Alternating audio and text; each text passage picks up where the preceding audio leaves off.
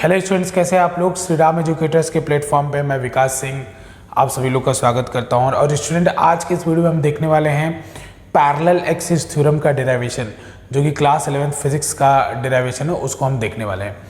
तो स्टूडेंट, ये हमने जो प्लेलिस्ट स्टार्ट किया है, ये क्लास 11th के लिए एक आईपीडी प्लेलिस्ट स्टार्ट किया है, जिसके अंदर हम क्लास 11th के जितने भी इंपॉर्टेंट फिजिक्स के डेरिवेशन है उनको एक प्लेस पे देखते हैं। फुल फॉर्म भी उसका वही है, important physics derivation of class 11। तो इस प्लेलिस्ट को आप पूरा चेक कर सकते हैं स्टूडेंट। इसमें हमने अभी तक 12 डेरिवेशन किए हैं।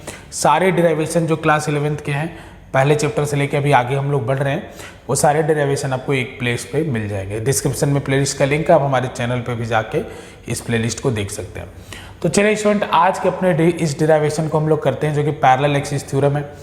स्टूडेंट, एक और चीज़ बस इसमें बस लास्ट आपको बताना चाहूँगा कि जो भी चीज़ मैं यहाँ पे लिखूँगा वो आपको नोट डाउन करने की ज़रूरत नहीं है। सेम चीज़ आपको पीडीएफ फॉर्मेट में डिस्क्रिप्शन में मिल जाएगा, आप वहाँ से सेम जो मैं यहाँ लिखूँगा आप डाउनलोड कर सकते हैं। चलिए स्टूडेंट, तो हम ये देखते हैं पैरेलल एक्सिस थ्योरम होता क्या है। पैरेलल एक्सिस थ्योरम क्या होता है, जैसे कोई भी अगर ऑब्जेक्ट है स्टूडेंट, ये कोई भी ऑब्जेक्ट है, रैंडम शेप का ले लीजिए, अगर इसके सेंटर ऑफ मास के about moment of inertia, centre of mass से पास होने वाले एक एक्सिस के अबाउट अगर आपको मोमेंट ऑफ इनर्शिया पता है, तो इसके पैरेलल अगर कोई और एक्सिस है जो कि किसी भी डिस्टेंस पे, लेकिन कंडीशन अप्लाई, वो इसके पैरेलल होनी चाहिए, तो आप आराम से उस एक्सिस के अबाउट मोमेंट ऑफ इनर्शिया लिख सकते हैं। वो मोमेंट ऑफ इनर्शिया कितना होगा स्टूडेंट, तो मोमेंट ऑफ इनर्शिया होगा I इक्वल टू इस एक्सिस के अबाउट जो मोमेंट ऑफ इनर्शिया होगा, याद रखिएगा दोनों एक्सिस पैरेलल होनी चाहिए। तो इस एक्सिस के अबाउट जो मोमेंट ऑफ इनर्शिया होगा I will be equal to ICM plus MD square, ICM plus MD square. M क्या है यहाँ पे, मास ऑफ द ऑब्जेक्ट है। M जो है, ये जो भी ऑब्जेक्ट है रैंडम शेप का हमने लिया है, उसका ये मास है। तो ये एक थ्योरम है स्टूडेंट, इसी को हमें प्रूफ करना है, ठीक है ना। इससे पहले हमने लास्ट क्लास में परपेंडिकुलर एक्सिस थ्योरम को प्रूफ किया था, आप वहां से देख सकते हैं। चलिए इस थ्योरम को हम लोग प्रूफ करके देखते हैं। ये दो थ्योरम, परपेंडिकुलर एक्सिस और पैरेलल एक्सिस, आपके मोमेंट ऑफ इनर्शिया के हैं। तो चलिए स्टूडेंट, हम देखते हैं पैरेलल एक्सिस थ्योरम को। तो इसके लिए आप स्टूडेंट कोई भी रैंडम शेप का एक ऑब्जेक्ट ले लीजिए। अब मान लीजिए इसका मैं मोमेंट ऑफ इनर्शिया इस पॉइंट के, इस एक्सिस के अबाउट कैलकुलेट करना चाहता हूँ। ऐसे एक एक्सिस पास हो रही है, जैसे पेन है, स्टाइलस है, इस तरह से एक्सिस पास हो रही है, इसके अबाउट मैं मोमेंट ऑफ इनर्शिया कैलकुलेट करना चाहता हूँ। तो बच्चों, इधर एक्स एक्सिस ले लीजिए और इधर वाई एक्सिस ले लीजिए, इस तरीके से, ठीक है। एक्स वाई ले लिया। अब स्टूडेंट, ये क्योंकि ये रिजिड बॉडी बहुत सारे छोटे छोटे पार्टिकल से मिलकर बना है, तो आप कोई भी एक पार्टिकल ले लीजिए डीएम, क्योंकि हम जनरल पार्टिकल लेके डिराइवेशन करेंगे, इसी को इंटीग्रेट करेंगे, और इसका इसके रेस्पेक्ट में मान लीजिए कोऑर्डिनेट है x, y, ठीक है स्टूडेंट, x, y।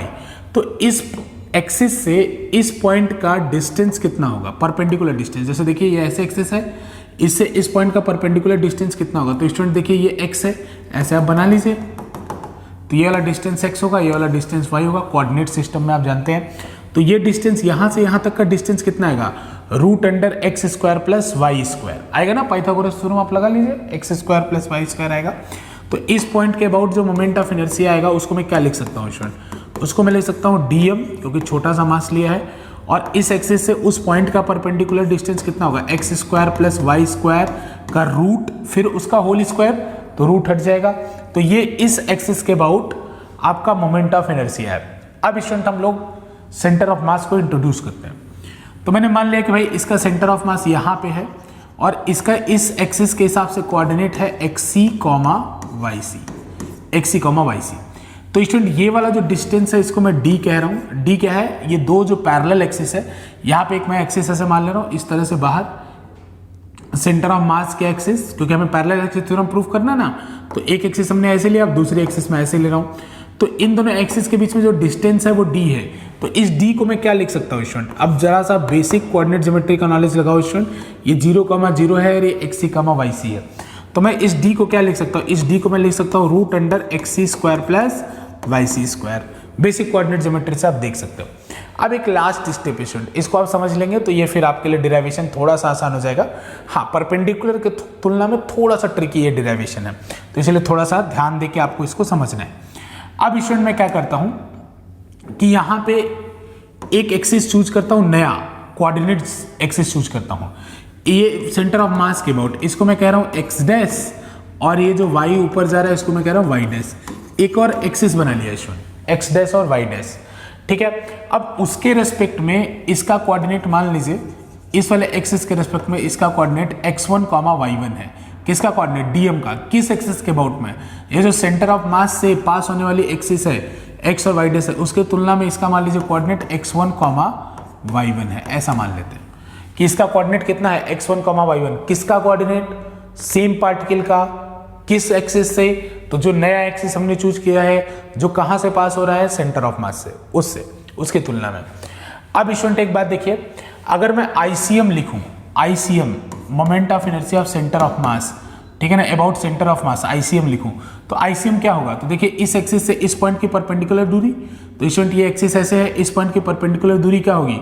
तो जैसे आपने यहां लिखा था x² + y² का रूट, उसी तरह से यहां पे होगा integration of dm x dash square plus x1² plus y1² के रूट का होल स्क्वायर, तो ये कैंसिल हो जाएगा, आईसीएम आएगा। अब स्टूडेंट एक बात सोचो यहां पे कि x जो y है, x है, उसको मैं क्या लिख सकता हूं? जो ये x आपने लिखा है उसको मैं लिख सकता हूं ना, x को मैं लिख सकता हूं xc प्लस x1। देखो जरा ध्यान से बच्चों, यहां से यहां तक लेके क्या है? xc है, और यहां से लेके यहां तक क्या है? x1 है, क्योंकि भाई ये वाली डिस्टेंस x1 ही तो है, तो यहां से लेके x1 है, तो ये xc हो गया, ये xc हो गया, x1 हो गया। तो x को मैं क्या लिख सकता हूं? जो ये x है उसको मैं क्या लिख सकता हूं? xc plus x1। ये जो मैं y है इसको मैं क्या लिख सकता हूं? yc plus y1। फील करो, यहां से लेके यहां तक क्या है? yc, यहां से लेके यहां तक क्या है? yc, और यहां से लेके यहां तक क्या है? y1, क्योंकि x1 से ये कितना ऊपर है? y1, क्योंकि सेंटर ऑफ मास के एक्सिस के अबाउट कोऑर्डिनेट इसका y1 है। ऐसे लिख सकता हूं कि नहीं? अब स्टूडेंट क्या करो, इस i को देखो, इसके अंदर ये वैल्यूज पुट कर दो। तो चलिए पुट करके देखते हैं हम लोग। इसको मैं थोड़ा ऊपर कर ले रहा हूं, इसको एक्सेस ऐसा पुट कर। अब इसके अंदर i के अंदर ये वैल्यूज पुट कर दीजिए। तो स्टूडेंट अगर आप i के अंदर ये वैल्यूज को पुट करेंगे तो होगा क्या? i के अंदर जब आप ये वैल्यू पुट करेंगे तो यहाँ आएगा dm, x की जगह आ जाएगा xc प्लस x1, एक और ब्रैकेट लगा लेता हूं, xc प्लस x1 का whole square plus yc plus y1 का whole square, yc plus y1 का होल स्क्वायर। ये आएगा, सिंपल वैल्यू मैंने पुट किया स्टूडेंट, ये वाली एक्सेस का वैल्यू मैंने यहाँ पे पुट किया। अब देखो थोड़ा स्मार्ट वे में काम करना है हमें, अदरवाइज पूरा एक्सपैंड करके भी आप कर सकते हैं अगर आपके पास फुर्सत है तो। मैं बस ये आपको बताना चाहता हूँ कि यहाँ मैं देखना चाहता हूँ क्या क्या टर्म बचेगा। तो देखो स्टूडेंट, इसको ओपन करेंगे xc² plus x1² plus 2xc x1, यहाँ आएगा yc² plus y1² 2yc y1। तो यानी एक बार xc और yc का स्क्वायर आएगा तो दोनों को एक साथ लिखते चलते हैं। तो देखो स्टूडेंट लिखते क्या, पहले एक टर्म देखो x1 प्लस y1 का होल स्क्वायर तो आएगा, तो इसी को मैं थोड़ा स्प्लिट करके थोड़ा सा ब्रेन के साथ लिख रहा हूँ। यहाँ पे x1 एक टर्म तो पक्का आएगा, x1² प्लस y1², दोनों को एक साथ रख लिया। इस वाले में x1² आएगा, इस वाले में y1² आएगा, dm दोनों के साथ मल्टीप्लाई है तो दोनों को एक साथ रख लिया। एक और टर्म क्या बचेगा? dm, एक और टर्म बचेगा स्टूडेंट, एक xc का स्क्वायर प्लस yc का स्क्वायर, तो यहाँ से एक आ गया xc का स्क्वायर प्लस yc का स्क्वायर, एक टर्म ये बचेगा। साथ में और क्या टर्म बचेगा? और टर्म बचेगा बच्चों, अगर हम बात करें यहाँ पे बचेगा 2dm, 2xc x1, 2dm into xc x1 plus 2dm into 2 को बाहर ले लिया इस केस में मैंने, yc y1। ठीक है, कोई दिक्कत नहीं यहां तक। तो स्टूडेंट यहां ध्यान से देखो, ये वाली चीज क्या है? ये वाली चीज सेंटर ऑफ मास के अबाउट तो मोमेंट ऑफ इनर्शिया है, तो यानी ये वाली चीज हो गई आईसीएम। फील करो, ये आई था, ये आईसीएम हो गया। अब देखो यहां पे xc प्लस yc² किसके इक्वल होगा? d² के। xc प्लस yc² किसके इक्वल होगा? d² के। और स्टूडेंट d² बाहर आ जाएगा क्योंकि कांस्टेंट है, तो dm का इंटीग्रेशन कितना हो जाएगा? m, तो यहां पे आ जाएगा प्लस md²। तो देखो एक बात तो समझ में आ गई कि I बराबर ICM प्लस md² हो गया, यानी इसके बाद जो टर्म है वो 0 होनी चाहिए। ये बात समझ में आ गई अपने को, क्योंकि ये इतने तक अपना काम खत्म हो गया। तो एक काम करो जरा, उधर से बाहर ले लो xc को, तो xc से बाहर ले लोगे, 2xc को बाहर ले लो, अंदर क्या बचेगा? अंदर बचेगा x1 dm, और फिर और यहां से बाहर ले लो 2yc को, तो अंदर क्या बचेगा? अंदर बचेगा y1 dm। अब एक बात बताता हूं, सेंटर ऑफ मास को याद करो, सेंटर ऑफ मास ऐसे ही तो निकालते थे, सेंटर ऑफ मास का फॉर्मूला था dm into x divided by total mass, यही था। अगर y xcm निकालना था, ycm निकालना था तो क्या होता था, dm into Y upon total mass. तो स्टूडेंट अगर खुद मैं सेंटर ऑफ मास पे बैठ कर, सेंटर ऑफ मास पे ओरिजिन लेकर और सेंटर ऑफ मास का कोऑर्डिनेट निकालूंगा तो 0,0 ही तो आएगा। तो इन दोनों को इंटीग्रेट करोगे तो 0,0 ही तो आएगा।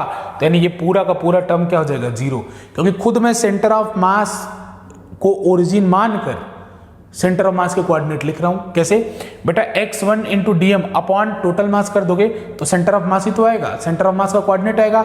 और मैं खुद सेंटर, अभी जो ये वाली चीज है क्या, सेंटर ऑफ मास खुद मैं सेंटर ऑफ मास पे बैठ के निकाला हूं। कैसे पता, क्योंकि x1 कोऑर्डिनेट मैंने dm का लिया है from the centre of mass, तो इसका कोऑर्डिनेट इन दोनों का जो अगर हल करोगे स्टूडेंट, सॉल्व करेंगे तो ये 0,0 आएगा, क्योंकि सेंटर ऑफ मास के ऊपर बैठ के ही मैं सेंटर ऑफ मास का कोऑर्डिनेट लिख रहा हूं। तो ये 0,0 आएगा, क्योंकि x1 dm y1 dm centre of mass के कोऑर्डिनेट्स हैं।